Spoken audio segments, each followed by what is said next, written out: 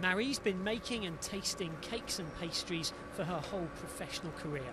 So when doctors a few years ago told her she had a severe intolerance to gluten, a protein found in cereals like wheat, she thought she'd never be able to enjoy a chocolate eclair again.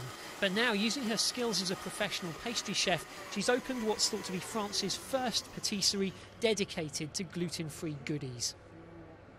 En fait, j'ai fait des tests et j'ai au début commencé par. I did some tests.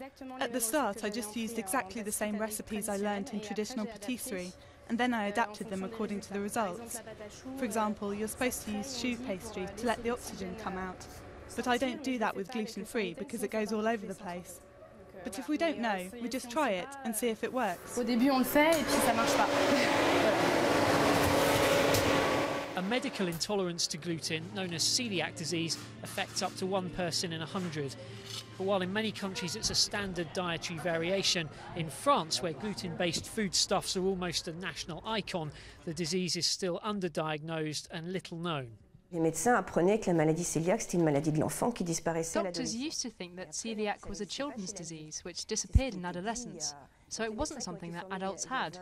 So doctors who trained 20 or 30 years ago, for them the discussion's over.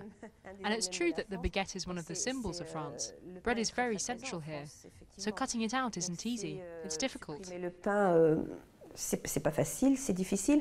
That's why walking into the patisserie Marie runs with her husband can, for many French celiacs, be quite an emotional experience.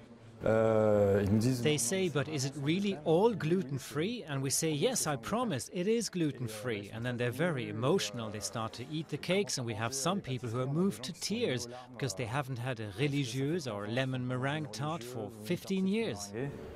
So far, the reaction has been far more enthusiastic than they expected, and they say if things go well, they may move on to tackling the next symbol of French cuisine by selling homemade gluten-free baguettes.